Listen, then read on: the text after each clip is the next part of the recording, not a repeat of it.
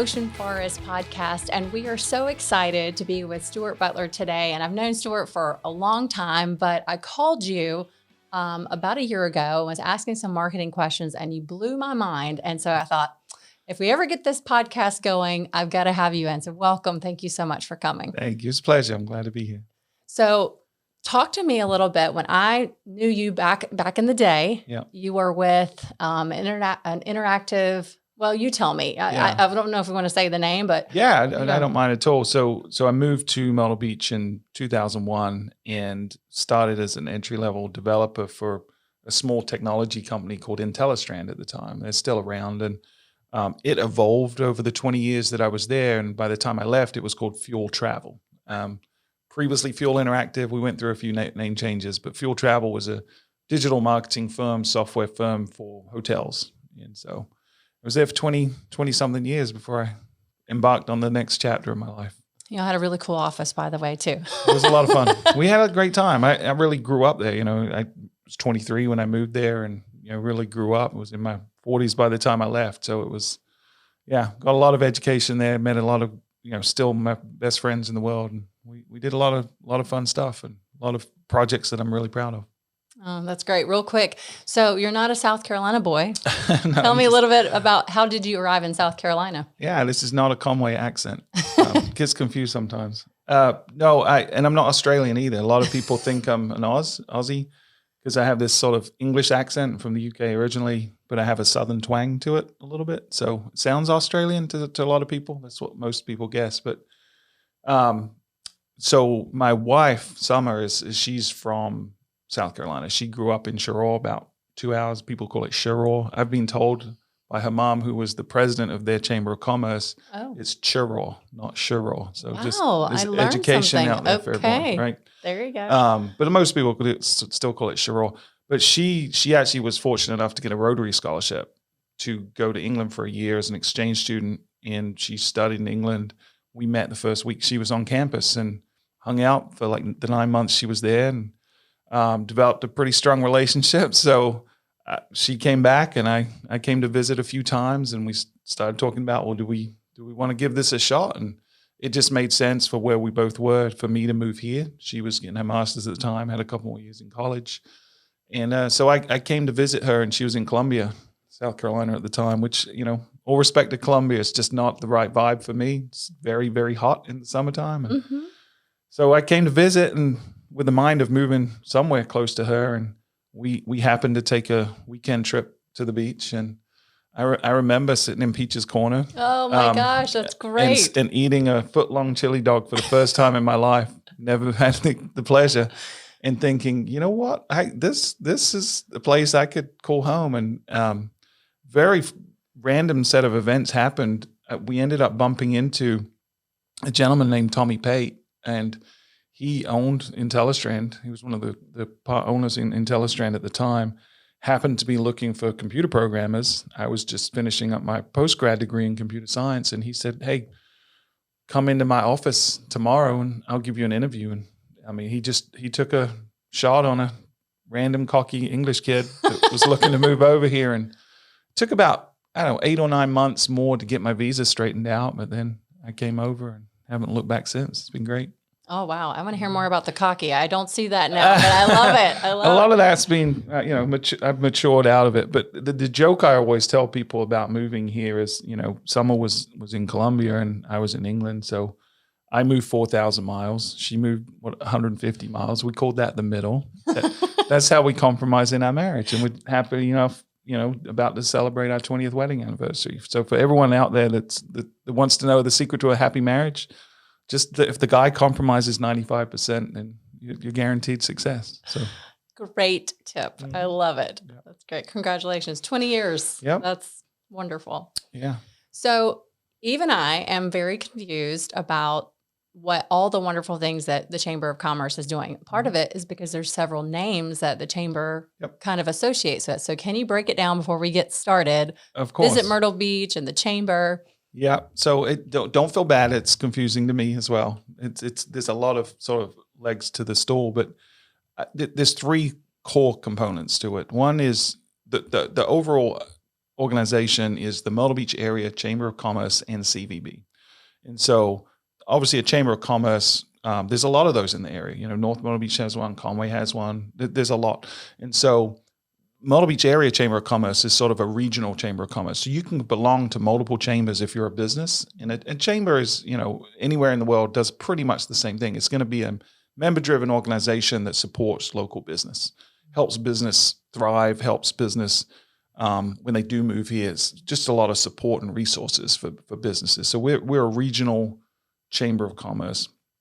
We're also the CVB, which is a Convention and Visitors Bureau, which means we're designated as a destination marketing organization for the region as well. So we cover 14 communities, and that's from Little River, right on the North Carolina, South Carolina border, all the way down through Pawleys Island, and then inland to like Loris, Ana, Socastee, Conway as well. So we have 14 communities that sort of sit under our jurisdiction. So our job, and my job, because I'm the chief marketing officer for the CVB for Visit Myrtle Beach, is to promote tourism in our area. And really the reason we do that is because tourism improves the quality of life for the residents here. So if you look back all the way to, I think it was like 1896 in Detroit was the first CVB. And it was a group of businesses that came together and said, listen, there's some types of tourism that are more beneficial to others. And what we really like is things like conventions and group meetings and things like that, because these folks tend to spend more money when they're in town, and they tend to fill up our hotels in the times that we need them filled up. So let's use, at the time, private dollars to promote tourism to certain audiences. And then that over time, that evolved into where now we're very fortunate enough to be stewards of some of the taxpayers' dollars. So we get some accommodations tax dollars from the county and some of the municipalities here, and we get some support from the state, and then we get what's called a TDF from the city of Myrtle Beach as well. And so that's sort of how we're funded, along with the membership dues and other private dollars from local businesses. And that's what we use to promote tourism in our area.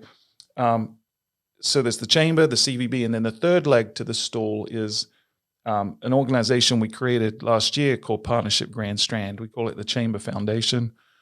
And it was really formed, it's a privately funded nonprofit organization that was completely funded by local businesses. We had about 85, 86 local businesses that came together and said, hey, there's some major challenges that we want to try to address or support people that are trying to address. So they look at things like workforce, things like affordable housing related to workforce, diversification of the economy, infrastructure, and the revitalization of downtown Myrtle Beach. So in that case, as an example, obviously the city of Myrtle Beach created the Myrtle Beach Downtown Alliance, and they're charged with that revitalization plan. So with Partnership Grand Strand, that piece, the revitalization, we're a support role for the city and for Myrtle Beach Downtown Alliance. So we contribute financially to them, but we're also resources to help them with the amazing work that the city and the Downtown Alliance is doing. So we have a lot of hats. I primarily deal with the CVB side of things, but get pulled into some of the chamber stuff. But the way I sort of oversimplify it, and the way I look at it, is the foundation. So Partnership Grand Strand is sort of this layer that can help other entities and organizations accomplish some of those pillars. The chamber is really prioritizing businesses. It's representing the business community. Mm-hmm. And then the CVB is promoting tourism in order to improve the quality of life for the residents, for the actual people that live here. So that's sort of how I look at it. And I appreciate the explanation. So at least our viewers and for me to have that awareness, I think I was just, not even confused. I was in awe of what you guys were accomplishing with. It wasn't your standard marketing anymore. Mm-hmm. The game has changed years ago, and I thought it was so interesting. So I want to eventually get to what we're excited about, but let's look back at some of the things that you've been able to accomplish. And some people may not know that it was you guys behind the scenes helping some events happen. So what are you guys really excited about in the last 18 months you were able to pull into the area? Yeah, I mean, it's been a whirlwind. So I've been in this role for a little over 2.5 years now. And when I came in, great organization, had been doing great stuff. But what I would say is it was very similar to what a lot of other destinations do in terms of promotion. And so I came in with a little bit of a different approach, and I was very, very fortunate for a couple of reasons. One, I had a very different background in marketing. Like I came into marketing through web development and technology, and then into marketing, and so I kind of approach things in a little different way. I'm looking at the data a lot. I'm very analytical, and we're applying the scientific method a lot. So we sort of test and learn a lot, and I've done that for 20 years. So I've sort of accomplished a lot that was different, that was new and novel, and so I could apply that to what we're doing here. But before I took a position as the CMO, I served on the board of directors for the Chamber and CVB, and I actually had the opportunity to be the marketing chair for a couple of years. And so the way we're governed as an organization, we have a board of 24 volunteers, representatives of our membership, that are voted on by the membership every year. So they are sort of our steering committee. They keep us honest. They tell us what the priorities should be. They dictate a lot of that. So I was a member of the board of directors. So I got to see a lot of what the Chamber and the CVB was doing from that vantage point. So it sort of it allowed me to accelerate my learning curve when I came in. And because I was on the board before, I came in, I was given a lot of grace and a lot of latitude by the board. I wasn't a newcomer coming in from out of town having to learn Myrtle Beach. I'd lived here for 20 odd years. I'd been their peer on the board. And so a lot of them were just, hey, you do you. We trust you, keep us informed, but run with it. So we were given a lot of freedom. And, this was a time too when we're coming out of COVID. So there was we were back at the drawing board because a lot of the playbooks that had worked previously just weren't working right back then. So I was also fortunate in that I had the pleasure of serving as a chair of a committee that we created here in Myrtle Beach called Accelerate Myrtle Beach. And so when COVID first hit, it was like mid-March is when everything shut down in 2000, right? That same week, we convened a group of leaders here. It was, people from lodging, retail, restaurants, golf, every major industry here. We pulled leaders from all of those and said, listen, this is going to really hurt Myrtle Beach more than most places. And if we don't make a plan, we're going to be beholden to the federal government, and we're not going to be in control of our destiny. So we said, more so than most destinations, we're reliant on tourism, and we need a blueprint to open as quickly as we can. And this is when we really didn't know this was going to be years. We thought at the time it was going to be a couple of months. Right. It was early days. And so we said, all right, what conditions do we need to meet to open quickly? And so within a week and a half, so it was by early April, we developed an entire blueprint of how do we reopen Myrtle Beach. Wow. And we had shared that with the city, and the city adopted it. And then some of that went on to the state level to help inform Accelerate SC. Yeah. So Myrtle Beach was the first major city to reopen during COVID, and got a lot of criticism at the time. I think hindsight, everyone would say, well, that was actually the right thing to do, and it certainly helped our economy. The other thing that went on back then, which was different, was our chamber has been very fiscally responsible, and the board has led that over the last several years. And we always have this risk of, after what happened with Katrina down in New Orleans, we saw how devastating major events like hurricanes can be. And so the board, after seeing that, had said we need to create a fund that we can sit on in case there's a problem like this. And so we had some money in the bank that the board voted in early COVID and said, if we need to, let's use that. That was there for a rainy day, and COVID was as rainy a day as we're going to get. Right. We thought it was going to be a hurricane that we'd need it for, but this is worse in a lot of ways. So the board said, if we need to use these dollars to continue to promote, you have permission to do that. Wow. Now, so it was those two things. It was the framework for opening, and it was having the resources, being fortunate enough to have those resources that led to the approach that I and our team took, which was, let's adjust our messaging, but continue to market and do it in new and innovative ways. And it proved to be really effective. We led the nation in recovery. I think a lot of people don't know that. Myrtle Beach was the #1 destination in the country in terms of hotel recovery. We recovered faster and larger than any other destination from a RevPAR perspective, from a revenue perspective, from an occupancy perspective. So we were very fortunate. And I remember you saying that on the phone, and I was blown away. And I thought, oh, that's so cool. And of course, you guys all have the data and you can prove it. But I'm like, that's so good that y'all were thinking so far ahead. So we knew we needed to build upon that, right? We knew 2020, we took a little nap, we like to say. We reopened in mid-May, and we saw sort of this wave of people come, and it was a little chaotic for a month or so there, but we sort of weathered that and came through it well. And then 2021 was the best year we've ever seen as an economy. Over $11 billion in tourism dollars coming into our community. 2022 was right on par with 21. It dropped a little teeny bit, but we expected that. And then coming into 23, we were expecting us to see some normalization back towards 2019 numbers, which we're seeing. And it fully expected, as remote work's not such a big thing. Kids are back in school. People don't have as much disposable income. We look at a lot of these factors. Where's the economy, consumer confidence and unemployment and all this stuff. So we sort of came in knowing the pressure that was going to be on us for 2023. But we also knew we need to continue to push the envelope, try new things, innovate. So this is a long way of answering your question. I love it. Absolutely love it. In the last 18 months, there's two main objectives that my team looks at. The why we exist, the why we get out of bed in the morning, that I tell my team every day is we're here to serve this community, period.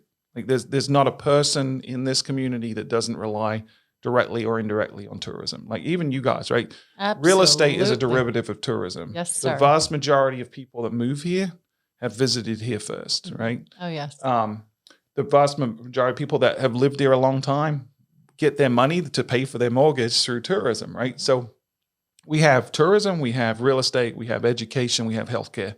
Those are our primary drivers of the economy. All of that is reliant to some degree on tourism, right? So we know when we get out of bed in the morning, if we don't give our best, we're letting down everyone we know in this community, right? So that's our why we get out of bed in the morning.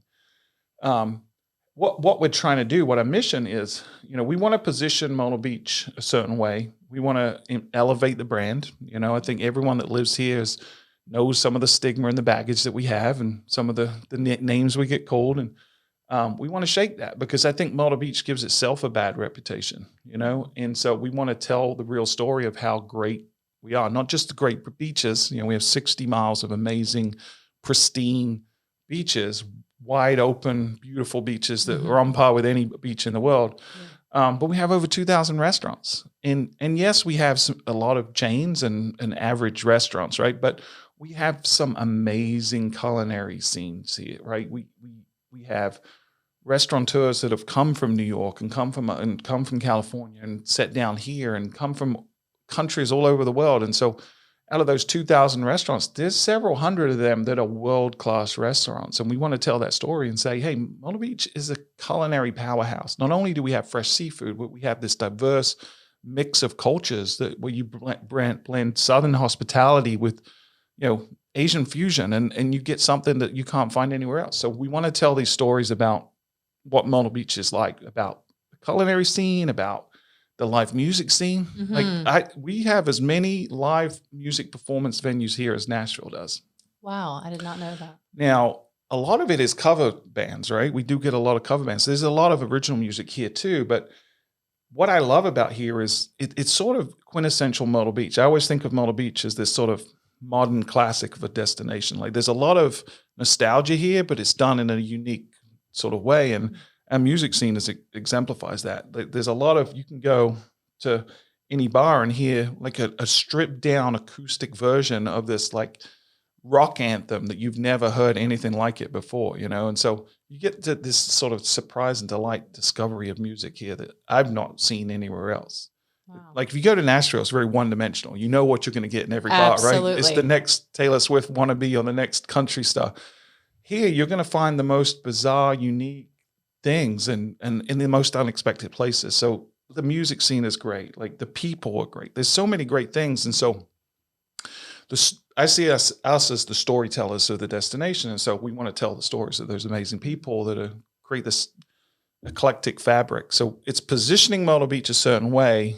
And then also the other objective is, how do we drive high quality visits to Myrtle Beach? And so if I'm getting technical, what I mean by that is, how do I get people to book earlier, stay longer, spend more, leave less of a footprint when they go?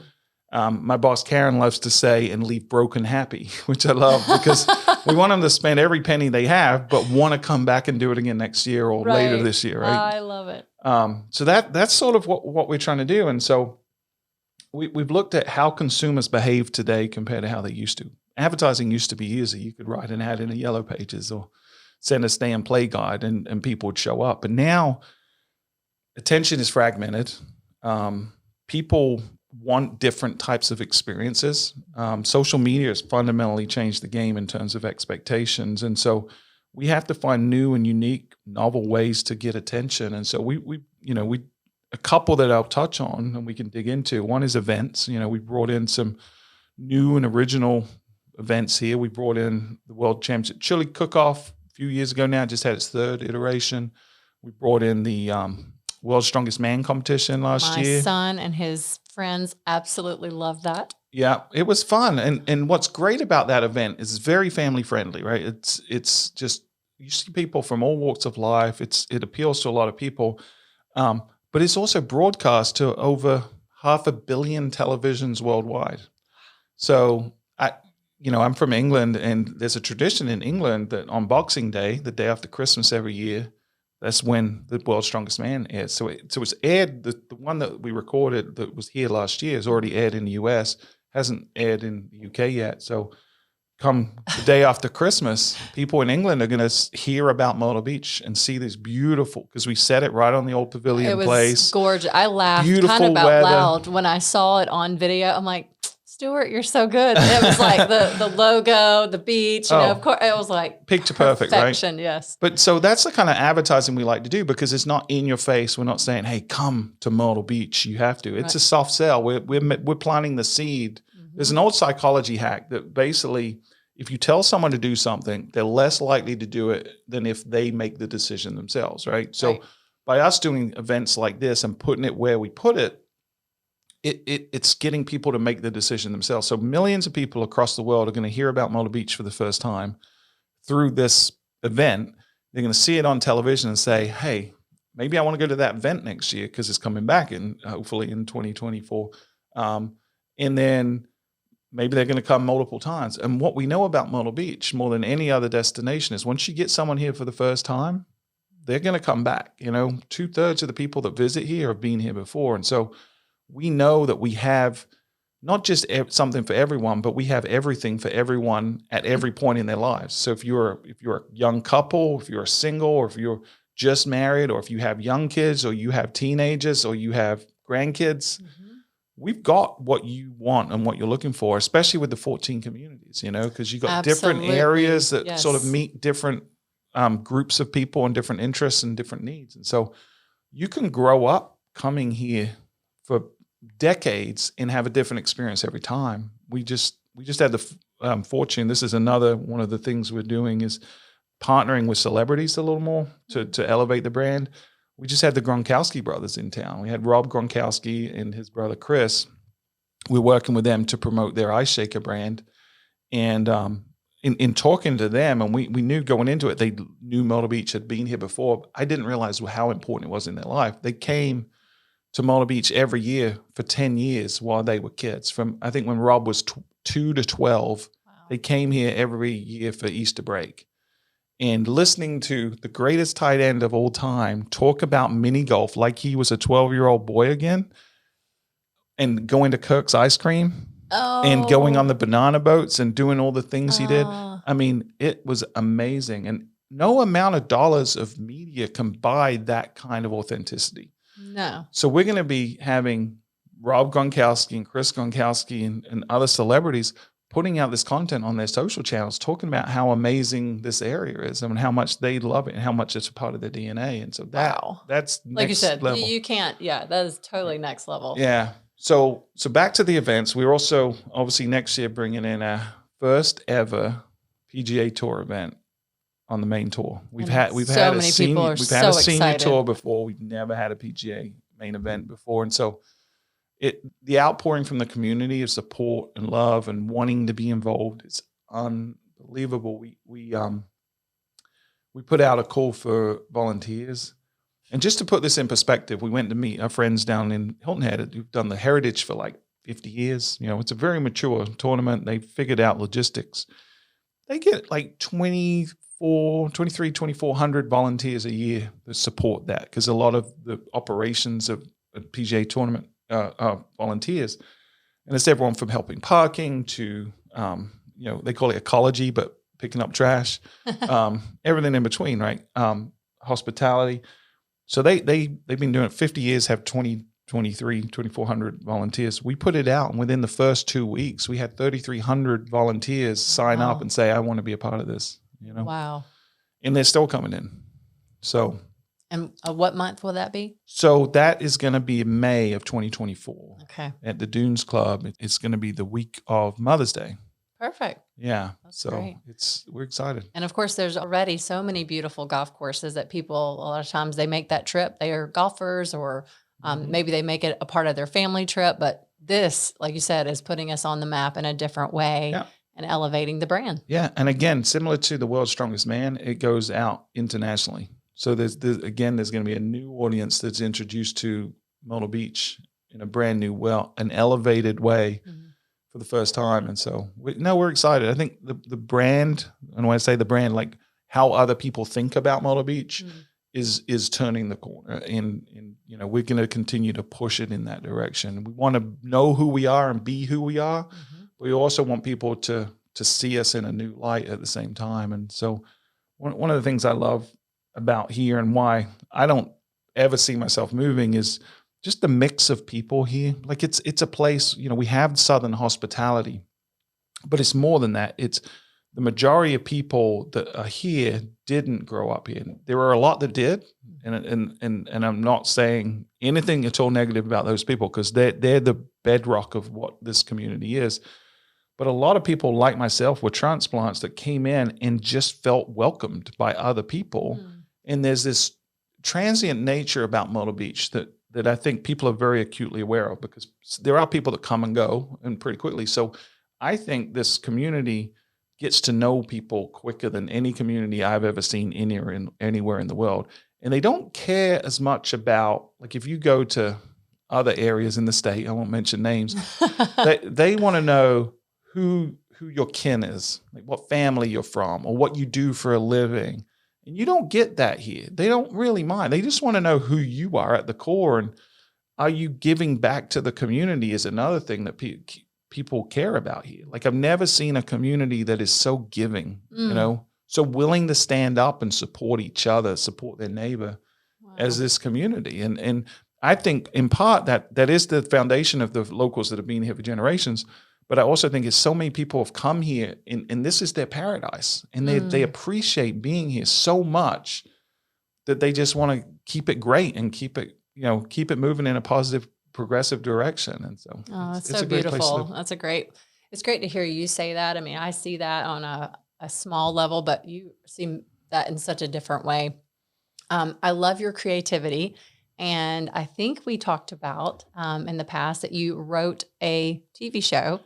So you were talking about fine dining and great restaurants. Tell me a little bit about that process and then how you were able to help with that. Yeah. So this is another one of those sort of unique things we wanted to try. And I'm a big fan of a concept called branded entertainment. And so in my previous career, when I ran a digital agency, we ran a podcast, and we learned very quickly that by doing authentic storytelling and providing value to an audience, you can get way more business than if you try to sell to people. Very similar to what you guys are doing here, right? You're going to provide value to the community through this content, and in turn, you're going to build a reputation and authority, and people are going to be more likely to have a business relationship with you. And so I've been watching what big brands have been doing for a long time. If you look at what Amazon did when they created Amazon Prime Video, it wasn't because they wanted to compete with Netflix. It's because they wanted to provide more value to get subscribers to Prime so they could sell more of their products, right, on Amazon store. And so there's a lot of cases like this where brands are becoming media companies because they understand that consumers are more fragmented. They're not paying attention to traditional advertising. They don't want to consume advertising. They reject it. They also know that people are less trusting of traditional advertising. And so there's all these sort of factors. People like Google, Facebook are getting bigger and more expensive to use. To reach an audience on Facebook is more expensive today for me than it was a year ago, and will be next year. So all this sort of leads to we got to find a new approach. And so what we've embraced is this concept called branded entertainment. So we see ourselves as a media company. We want to tell authentic stories through traditional media like children's books, movies, TV shows, podcasts, comic books, any medium where people are actually consuming the content for fun. So again, we can go back to getting them to make the decision to come here versus telling them to come here. So we got three TV show projects that I can talk about. There's a couple more that I can't talk about yet, but the first we did that we launched was called Chef Swap at the Beach. We released it in October of last year of 2022. We just wrapped shooting this past weekend on season 2. Wow. So that's not public knowledge yet, but season 2 is coming too. But the concept was we take 2 area restaurants, take the chef out of each of the restaurant and switch kitchens, and then they have a challenge. They have to produce a dish that would go on the other person's menu. And then we have some judges that would judge them just like any other cooking show. And we put that on the cooking channel. So people would watch this show and think they're watching Chopped or any other show that's on the channel. But the whole time, what they're getting shown in season 1, we did 6 episodes. So they get to see 12 amazing Myrtle Beach restaurants, 12 amazing stories of these chefs. And we had, I talked to Mike Chestnut. Big Mike was one of the contestants. And I talked to him several months after it aired. And he said, we're still getting people coming into the restaurant for the first time having seen it on the show. So, and that's still going on. I was like, and that's a long burn because they may come year. Next year, but they remember seeing it a few months ago. And, So, and even if they don't come, we're changing perception because now someone's going to look and say, wow, there's those 12 amazing restaurants. And guess what? We're doing season 2. So there's going to be 7 episodes in season 2 with 14 more amazing restaurants. Wow. So now you got 26 restaurants, and then we'll do a season 3. So now, you can start to see the influence this is going to have on the perception of the culinary scene in Myrtle Beach. And it's been great for us too, because we've gotten to know these chefs at a deeper level as a CVB to now where we're telling these stories, right? So Jess from Winner's Kitchen, Sagan, yes. She was on one of the episodes as well. She was actually on the first episode that aired. She went against Jamie from Johnny D's. Yes. 2 amazing powerhouse women, right? Mm-hmm. With 2 amazing stories and inspirational stories, right? And so both of them, Jamie's being the South Carolina Chef Ambassador of the Year in the past. There's a handful of people from here, like Heidi Vukoff from Hook and Barrel has been, and she was on the show as well. But Jess, we told her story, and it's an amazing story. She should be a guest on your podcast. Yeah, you know what? She should. So I won't ruin her story. I'll let her do it. She does better justice. But her stories sort of led to other opportunities. A lot of different media outlets have asked her about, can we ask us if we could do a story? We just had Al Roca in town 3 weeks ago now. And he has a show where he goes and visits family-run restaurants. And he came because he wanted to visit with Jess. And he also visited with Mike and some other folks locally. So that's going to air in, I think, November or so. So these stories that we're beginning to tell now get into the zeitgeist, and other people want to tell the story as well. So that show is great. The next show that's going to be released, we finished shooting season 1. This one, I tear up when I talk about it, so I'm going to try to hold it together. So there's a stat out there: 87% of families who have children on the autism spectrum don't travel. That breaks my heart, right? That's unbelievable. And I understand why, right? There's stigma, there's friction, every turning point. It's hard to travel with neurotypical kids, let alone family members on the spectrum. And obviously there's some different severities of that. So we wanted to try to tackle that. So we've been working with a lot of local organizations for a long time, especially Becky Lodge with Champion Autism Network, who would be another great guest on your show. She does amazing work training and educating people on how to better meet families where they are when they have kids on the spectrum. And so we've trained a lot of, her organization has trained a lot of frontline workers, restaurants, and on accommodations to make. So we've done a lot of foundational work. We have a lot of hotels, restaurants, and attractions that are certified sensory friendly here. That's but so great. And they've been doing that for a long time. Myrtle Beach and Surfside Beach were the first ever sensory friendly certified destinations in the country. Wow. Yeah. Our airport has a sensory friendly quiet room. Like, we've done a lot of work under the radar, and a lot of families are taking advantage of it, but we want to tell the story bigger and better. So we're doing a podcast called Traveling the Spectrum. We're doing a children's book about it, and then we're doing the TV show called Traveling the Spectrum. So the premise of the show is we brought 3 families from different parts of the U.S., all with different situations related to autism. We brought them here to the Myrtle Beach area, and we gave them a vacation for a week, basically, and we documented it, and documented the good, the bad, and the meltdowns. And maybe how you overcame those. Yeah. The whole premise is we don't want it to be a reality show, right? We want it to be a documentary and a utility for people to show them, empower them, right? We want it to be a resource so people that are in these situations say, you know what, I didn't realize those resources were available to me. Maybe I can try this. So we want to inspire people to travel, and hopefully they travel to Myrtle Beach, but at no point are we telling them they have to travel to Myrtle Beach. We're saying, you deserve travel. Everyone deserves travel. We're just trying to make it a little bit easier for you in your situation. And so this TV show, we're looking for a home for it right now. We've been talking to some of the major streaming platforms. We're hoping it'll air in the spring. But we're finalizing the details of that. But we have a trailer, which I'll be happy to share with you, and you can put in the notes of this. I've seen the first 3 episodes. It's going to be a 6-episode season. Man, it's unbelievable to see the impact this has on these families.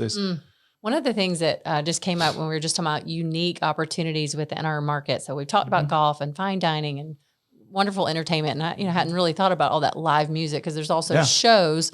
7 live theaters, right? So, but then I was also thinking, tourism with the athletics has been such a cool way of transitioning some of our market as well. Do you know, what can you tell me about what's going on with that? I mean, it seems like there's a lot of people traveling for their sports teams. For sure. It's the gateway to Myrtle Beach for a lot of people. It's their first visit here, right? And so, this started 20 plus years ago, and I know Mayor Rhodes and some others were really instrumental in having a vision for this, right? And saying, hey, sports tourism is this thing that's sort of burgeoning, and I don't think anyone quite predicted it'd be as you've got kids too. You know how much money we all spend on sports and stuff like and extracurricular. And so I will say Myrtle Beach, again, is different than most destinations. A lot of destinations have a business base of hotel occupancy. So there's big corporations there, Fortune 500s where they're going to get a lot of people visiting to do business, transact some kind of business. And so they're filling up maybe 10, 15, 20% of the hotel rooms. You look at New York, you look at any major city, that's what they call the base. We don't have that. So we had to find a way to fill up that bottom 10, 20% so that when we had these leisure travelers, we can command a higher rate for them because there's less inventory available. And it's basic supply and demand, right? So what golf had done for us as a destination for a long time, now sports tourism does for us in a major way. And it's a major percentage of ours. So we have two folks in our team that dedicate all of their time to bringing sports events here. And that's everything from, soccer tournaments and baseball tournaments to cheer tournaments to dance competitions and gymnastics. And everything in between. So we have great infrastructure here. You know, a lot of our municipalities from, look at Yes. Grand Park. Mhm. You look at what North Myrtle Beach has done with their sports facilities. You got the rectangular fields out in Sockasty. Now North Myrtle Beach is getting ready to expand their fields at the North Myrtle Beach complex. So we have an amazing convention center, and like we have just world-class facilities. And so we've been fortunate enough to bring all these youth sports here. Ripken, another I was one, like, right? Ripken Yeah, how can I and forget Ripken? yeah. So we have all these amazing things, but what families love about it is when you have multiple kids with different interests, and maybe one of them is playing that soccer tournament, you can still keep the other kids engaged and entertained outside of the tournament for an affordable rate, right? We're not That's right. astronomical in terms of our hotel rate, in terms of our cost to eat. I mean, the price gone up since COVID? Sure, but we're still very competitive. Yes. I would never say we're a cheap destination. That's not what we are, but we're an No. affordable family destination. And, Yes. and that's part of our core. And so your dollars can stretch here in a great way. And so you can come here, have an amazing time, maybe spend an extra day or two, which is we love. But what I will say is during COVID, and neighbors to the north in North Carolina had very strict rules about sports, gathering, all this All stuff. kinds of In things. South Carolina didn't. The hats off to the governor, right? He had some of the most progressive, forward-thinking structure out there for mandates and lack of restrictions for COVID. And then obviously the county and the city were also in that vein. So we saw during COVID a lot of tournaments that have been in North Carolina for years start to call us and say, hey, we want to be in town in North Carolina, but they won't let us. So can we come to Myrtle Beach? So we picked up a ton of new business That's incredible. during COVID, and it's coming back. I was like, did it stick? They stuck. So they came here yeah. and they're like, man, why are we in the middle of nowhere in North Carolina with nothing to do but an Arby's and a Quality Inn when we can be in Myrtle Beach and have 2,000 restaurants and 1,000 attractions and 60 miles of beaches, So we've seen it stuck, and we're beginning to see there's this new burgeoning opportunity around esports as well.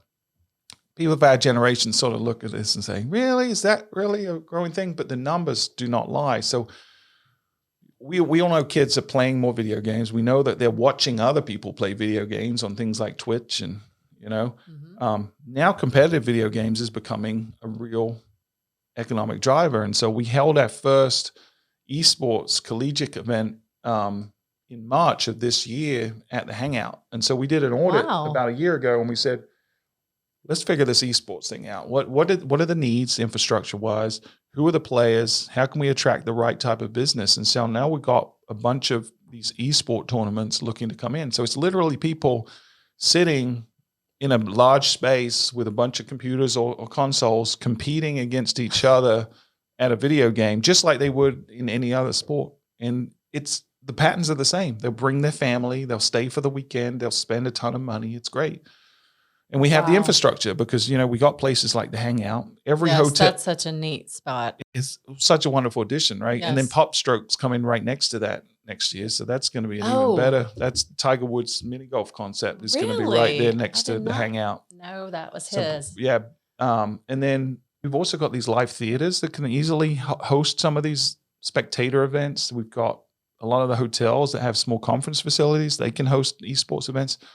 So we're really in a great position to capitalize on this next wave of sports, esports. Talking about things that are coming and things that have just happened, let's talk about the sea cable. I know there's a lot of excitement. What will that do for Myrtle Beach? Oh, well, I'm a nerd at heart, right? This is who I am. So I'm super excited about this one. So for those that don't know, Google had to decide on a destination on the East Coast to bring its last deep sea cable in from South America. Right? There's already one in New York. There's one in Florida. They needed a new place to bring it, and they chose Myrtle Beach of all places, which we were super excited about. So that's this. You've probably seen the construction going on at the Myrtle Beach State Park. That's where it's coming in, is at Myrtle Beach State Park. And so they decided, and they announced that cable was coming in, and it's basically a really fast internet connection that will connect us to South America and up to the Northeast as well. And then Meta came in, the Facebook parent company, and said, well, if you're doing that, we'll join in the fun and we'll bring one in. So Meta's bringing in a cable to the same place. And now just announces there's another cable going to go in that's going to connect to Europe. Okay. So Myrtle Beach is now going to be sitting on the backbone of some of the fastest internet, certainly on the East Coast, maybe in the country. And so I saw the analogy that I like to use is this is like an interstate for the digital world, right? This is something that will attract a lot of new businesses. We already have DC Blocks that's come in, and they're going to be relying on that pipeline. But this could be the catalyst that really changes the game for us in terms of attracting and diversifying our economy, attracting technology companies. And so when the economic development groups look at what are our opportunities to diversify the economy, because we all love tourism, want tourism to grow, but obviously COVID showed us we need to find ways to diversify the economy, bring in younger workforce, to bring in more opportunities for people that get a higher education to stay in town. Like there's a lot of benefits for us to develop other industries beyond hospitality, not at the expense of hospitality. Right. That's the core, but in addition to, it's yes and, right? Yes. So the technology and information technology is obviously an opportunity for us. And this just, for me, opens up a ton of potential. We already have a burgeoning sort of entrepreneurial spirit to us here. Yes. There's a lot of startups, the work that's been done by Bob Royal and the folks at the City of Myrtle Beach with the Aspire Hub is phenomenal. And what a great place to start a business, right? Why not the beach? Right. You've got beautiful ocean, low cost of living, low taxes, frictionless engagement with your local municipalities and counties. So we've got a lot of assets, but these deep sea cables that are going to be here, they could be the thing that tips some of these big companies over the edge and decide on Myrtle Beach. It's a lot of big companies won't pick a destination if they don't have a physical interstate nearby, right? Especially if you're shipping goods. Right. Like that's a prerequisite. For digital, having the interstate, having the backbone of the internet right there is your equivalent of an interstate. And so I think over the next five or so, maybe 10 years, we're going to see a lot of investment from tech companies coming into the Myrtle Beach area. And I think it's a good thing. The future seems very bright. Oh, what a great place. I mean, it's already the best place to live in the world, right? But there's a lot of alignment between, elected officials, the governmental agencies. Everyone has a vision for moving forward in a really positive way that like I said at the very beginning, in modern classic, we don't want to forget who we are, but we believe we can be a little bit more as well. And so you look at like the downtown master plan for Myrtle Beach, which is Myrtle Beach is always, I love all my 14 communities that I represent, but Myrtle Beach is always going to be the front porch to the area. People that will come and they'll spend a couple of days in Conway and Surfside in North Myrtle Beach.